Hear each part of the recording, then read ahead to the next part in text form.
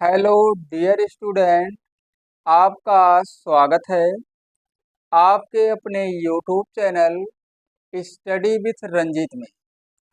जैसा कि पिछली क्लास में हम लोग क्लास 10th के मैथ के प्रश्नावली 5.1 के क्वेश्चन को सॉल्व कर रहे थे, जिसमें क्वेश्चन नंबर 1 को सॉल्व किया गया था।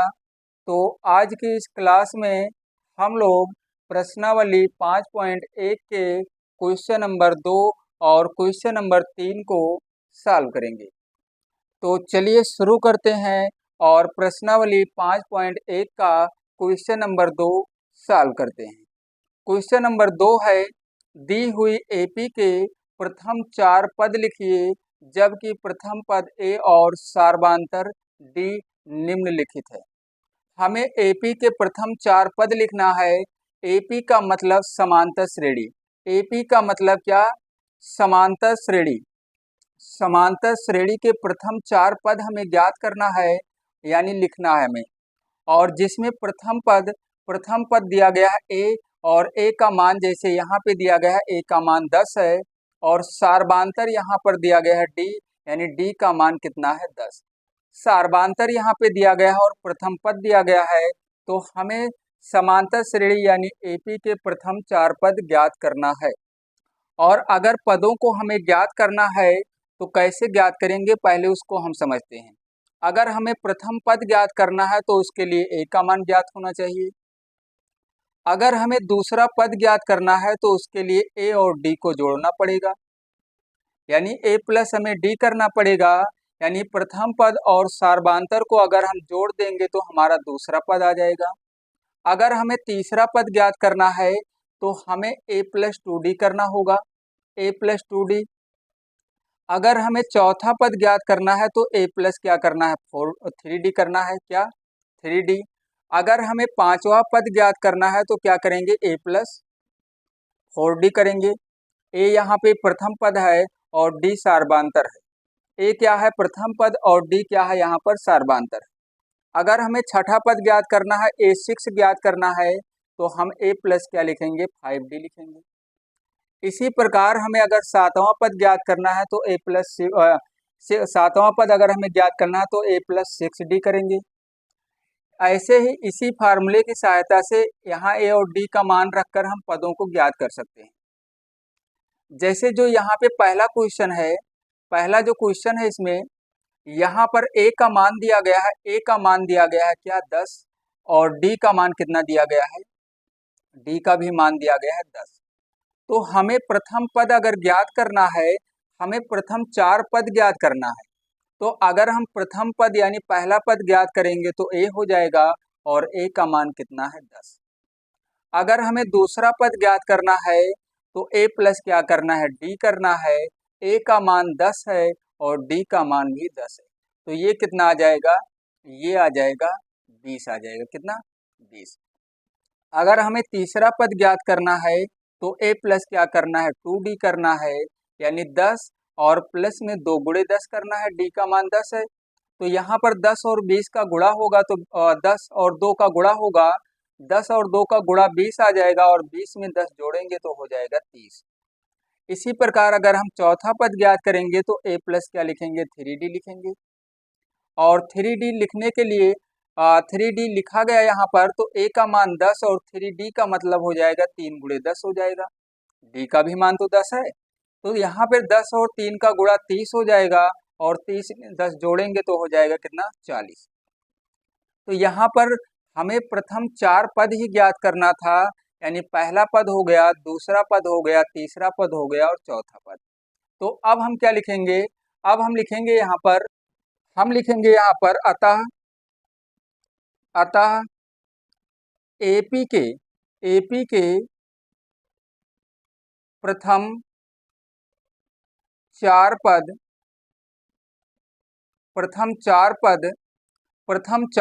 जो हैं, पहला तो हमारा 10 होगा और दूसरा कितना हो जाएगा? 20। तीसरा पद 30 हो जाएगा और चौथा पद क्या हो जाएगा? 40 हो जाएगा। या हम यहाँ पर एपी अगर ना लिखें तो यहाँ समांतर श्रेणी लिख लेंगे। एपी को अगर नहीं लिखना है तो यहाँ पर क्या लिख लेना है? समांतर श्रेणी। तो पहला क्वेश्चन हो गया। एपी के जो प्रथम 4 पद हमें ज्ञात करने थे, पहला पद आया है 10, दूसरा 20 और तीसरा 30 और चौथा 40। चलिए इसमें दूसरा जो क्वेश्चन है उसको भी सॉल्व करते हैं। इसमें ए का मान दिया गया है कितना, -2 और डी का मान दिया गया है 0। ए का मान कितना दिया गया है, -2 और डी का मान कितना दिया गया है, 0। अब हम क्या करेंगे, हम a1 जब निकालेंगे तो a1 का मान a हो जाएगा और a का मान -2 है, a का मान -2 है। अब हम क्या करेंगे, a2 जब निकालेंगे तो a और प्लस में हमें लिखना है d। a का मान -2 है और d का मान 0 है, तो ये a का मान -2 तो ये 0 ही तो आएगा, -2 ही तो आएगा यहाँ पर। इसी प्रकार जब a2 का a3 निकालेंगे यानी तीसरा पद जब निकालेंगे तो a प्लस क्या करेंगे, 2d करेंगे। a का मान -2 है और यहाँ पर 2 गुणे क्या करेंगे, 0, d का मान 0 है, तो यहाँ पर 2 और 0 का गुणा 0 आ जाएगा, इसका मतलब -2 ही तो आएगा आंसर। अब हम चौथा पद निकालेंगे और चौथा पद निकालने के लिए a प्लस क्या करेंगे, 3d। a का मान -2 है और 3d का मतलब हो गया 3 गुणे 0, तो यहाँ पर 0 आएगा तो यहाँ भी -2 आएगा। तो अब हम लिखेंगे अतः, ऐसे लिखेंगे अतः एपी के यहाँ पर समांतर श्रेणी लिख सकते हैं। एपी के प्रथम 4 पद -2, -2, -2 और -2 ही होगा। यहाँ पे सार्वधातुक 0 है, इसका मतलब जो प्रथम 4 पद होगा वो क्या होगा, -2, -2, -2 और -2। बस यही करना है, तो इस प्रकार हम 4 पद ज्ञात कर सकते हैं। चलिए अब हम क्या करेंगे, क्वेश्चन नंबर जो तीसरा है, इसमें पहला और दूसरा हो गया है, तीसरा है जो इसमें तीसरे में क्या दिया गया है, यहाँ पर a का मान 4 दिया गया है और d का मान दिया गया है -3। हम क्या करेंगे, प्रथम पद निकालेंगे a1, तो a1 बराबर a होता है और a का मान 4 है। a2 जब हम निकालेंगे तो क्या हो जाएगा, a2 का मान a प्लस डी करना है और a का मान कितना है, a का मान 4 है और d का मान क्या है, -3 है, ऐसे लिखना है। तो यहाँ पर 4 लिखेंगे और माइनस और प्लस ये -3 हो जाएगा, इसका मतलब यहाँ पर आ गया 1। इसी प्रकार हम क्या करेंगे, a3 जब ज्ञात करेंगे यहाँ पर तो a प्लस 2d करेंगे, तो यहाँ पर क्या आ जाएगा, यहाँ पर आएगा a का मान 4 है और 2d का मतलब 2 गुणे क्या हो जाएगा, -3। -3 और 2 का गुणा करेंगे तो माइनस में आ जाएगा 6। 4 में से 6 माइनस करेंगे तो कितना आ जाएगा, माइनस में 2 आ जाएगा, माइनस में 2 आ जाएगा। चलिए आगे अब सॉल्व करते हैं, चौथा पद भी निकालते हैं। a प्लस 4 मतलब a4 निकालने के लिए a प्लस 3d करेंगे और 3d करने के लिए यहाँ पर 4 और प्लस में 3 गुणे में -3 करेंगे। -3 और 3 का गुणा माइनस में आ जाएगा 9, 4 माइनस क्या हो जाएगा, 9, यानी यहाँ पर आ जाएगा -5। पहला पद हमारा 4 होगा, दूसरा पद 1 होगा, तीसरा पद -2 होगा और चौथा पद क्या होगा, -5 होगा। तो अब हम क्या करेंगे, हम लिखेंगे अतः एपी के प्रथम 4 पद प्रथम 4 पद जो होंगे, प्रथम 4 पद जो होंगे क्या होंगे, 4, 1, -2 और -5, ये हो जाएगा हमारा आंसर। एपी के प्रथम 4 पद जो हैं ये क्या हो जाएंगे, 4, 1, -2 और -5। चलिए इस आगे भी सॉल्व करते हैं, और भी क्वेश्चन इसमें है। क्वेश्चन नंबर 3 सॉल्व हो गया है, तो चलिए अब चौथे को सॉल्व करते हैं। चौथा, यहाँ पर a का मान दिया गया है -1 और d का मान दिया गया है 1/2। हम a1 यानी प्रथम पद निकालेंगे तो a लिखेंगे और a का मान क्या है, -1। a2 जब निकालेंगे दूसरा पद तो a प्लस क्या करेंगे, d करेंगे।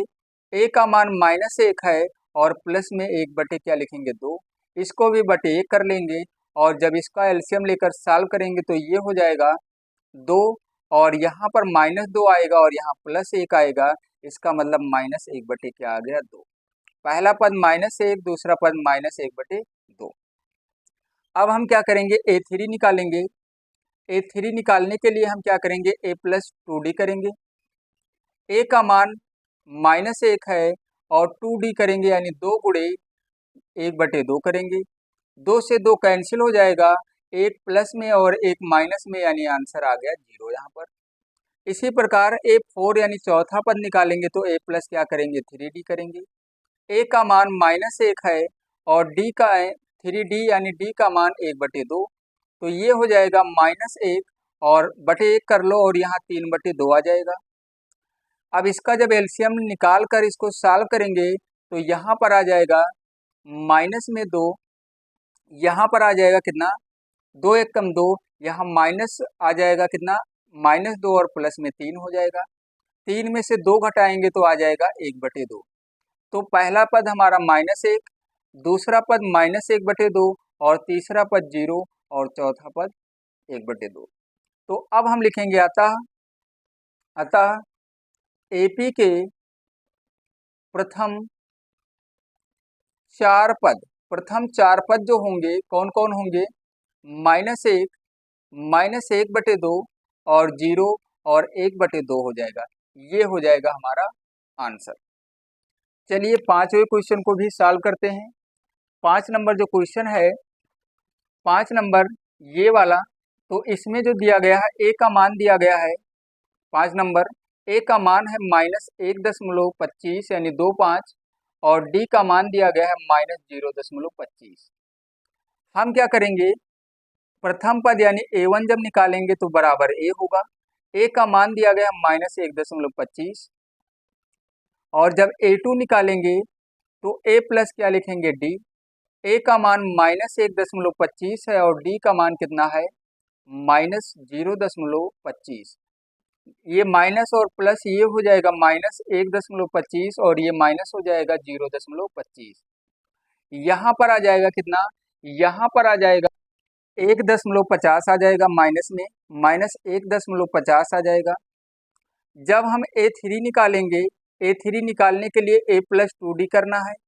A का मान -1.25 लिखना है और यहाँ पे 2 गुणे क्या करना है, -0.25। यहाँ पे आएगा कितना, यहाँ पर -1.25 ही रहेगा और यहाँ 2 का गुणा इसमें कराएंगे तो 25 और इसका गुणा हो जाएगा, माइनस में 0.50 आ जाएगा।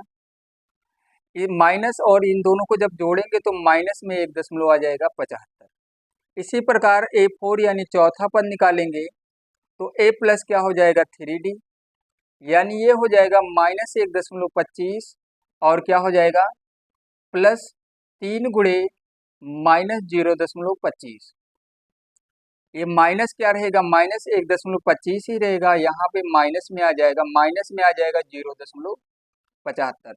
अब ये हो जाएगा कितना, माइनस में 2.00 आ जाएगा यानी 2 हो जाएगा, कितना हो जाएगा 2, इसको हम लिख सकते हैं। तो अब लिखेंगे अतः एपी के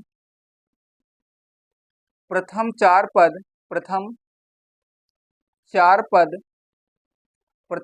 पद कौन कौन आया है, -1.25 है और क्या है -1.50 है और -1.75 आया है और माइनस में क्या आया है 2.00 यानी 2। तो ये हो जाएगा इसका हमारा आंसर। क्वेश्चन नंबर जो 5 है, दूसरे क्वेश्चन का 5वां जो क्वेश्चन था उसका आंसर आ जाएगा इतना। चलिए क्वेश्चन नंबर 3 को भी अब सॉल्व करते हैं। क्वेश्चन नंबर 3 है, निम्नलिखित में से प्रत्येक एपी के लिए प्रथम पद तथा सार्वधातुक लिखिए। बस इतना ही लिखना है। तो यहाँ पर जो क्वेश्चन नंबर 3 का पहला क्वेश्चन है, यहाँ दिया गया 3 1 -1 और -3 और डॉट डॉट किया गया है। तो ये जो श्रेणी यहाँ पर लिखी हुई है इसमें हमें प्रथम पद ज्ञात करना है। तो प्रथम पद यानी A1 का जो मान होगा, A1 का मान कितना हो जाएगा 3। A1 का जो मान होगा, या इसको हम ऐसे भी लिख सकते हैं, ऐसे लिखेंगे प्रथम पद प्रथम पद को a मान लेते हैं और प्रथम पद हमारा क्या है 3। सार्बांतर कितना हो जाएगा, सार्बांतर कितना हो जाएगा, सार्बांतर को हम d से लिखते हैं और d का मान कैसे निकालेंगे, d का मान निकालने के लिए हमें क्या करना है, दूसरे पद में से यानी a2 में से a1 को माइनस करना है। a का मतलब a1 ही होगा ये प्रथम पद, तो दूसरे पद में से हमें क्या करना है, 1 में से 3 को माइनस करना है। 1 माइनस 3 करेंगे तो यहाँ पर आएगा -2 और यही हमें ज्ञात करना है बस, और कुछ नहीं ज्ञात करना है। जो दूसरा क्वेश्चन है, दूसरा जो क्वेश्चन है यहाँ पे दिया गया है क्या, -5 और क्या है -1 और 3 और 7, ऐसे एक श्रेणी दी गई है दूसरा क्वेश्चन। तो यहाँ पे जो प्रथम पद होगा, प्रथम पद को हम ए से लिख लेंगे और ए का मान क्या हो जाएगा -5। सार्बांतर निकालेंगे, क्या निकालेंगे सार्बांतर जब निकालेंगे यानी डी निकालेंगे तो a2 माइनस क्या कर लेंगे a1, यानी -1 में से माइनस करना है -5, -1 में से माइनस करना है -5, ऐसे लिखेंगे। तो ये -1 माइनस और माइनस ये हो जाएगा प्लस में 5, 5 में से एक माइनस होगा तो आ जाएगा 4, ये हो गया हमारा आंसर।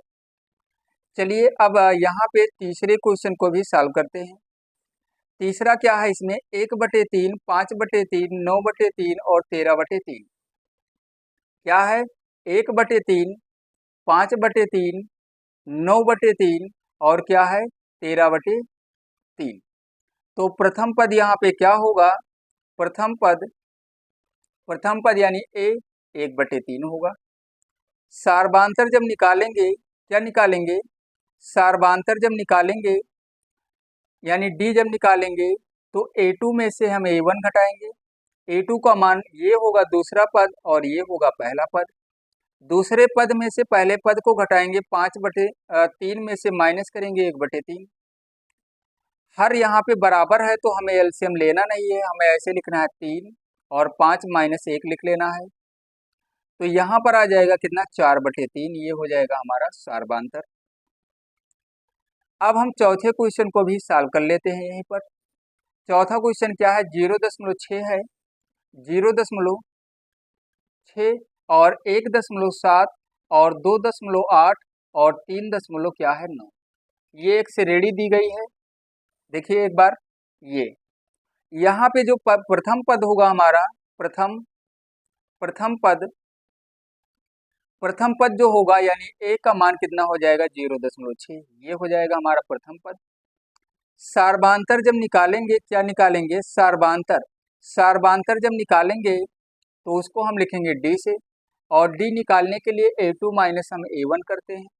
a2 का मान यहाँ पर 1.7 है, 1.7 और a1 का मान यानी प्रथम पद हमारा क्या है 0.6। इसमें से जब माइनस करेंगे तो आ जाएगा 1.1 आ जाएगा और ये हो जाएगा हमारा सार्बांतर। एक बार देख लीजिए, चारों क्वेश्चन को सॉल्व कर दिया गया है। पहला जो था उसमें a का मान यानी प्रथम पद 3 और सार्बांतर -2, दूसरे में प्रथम पद -5 और सार्बांतर 4 आया है। तीसरे में क्या आया है, प्रथम पद 1/3 और सार्बांतर 4/3। चौथे में क्या आया है, प्रथम पद 0.6 और सार्बांतर कितना आया है 1.1। तो इस तरीके से हम सार्बांतर और प्रथम पद क्वेश्चन नंबर 3 में निकालेंगे। तो क्वेश्चन नंबर 3 भी सॉल्व हो गया है। इसमें 4 ही क्वेश्चन थे, क्वेश्चन नंबर 1, 2, 3 और 4। तो प्रश्नावली 5.1 में अभी और भी क्वेश्चन बचे हुए हैं, तो उनको अगली क्लास में सॉल्व किया जाएगा। तो आज की इस क्लास में बस इतना ही, और फिर मिलते हैं अगली क्लास में।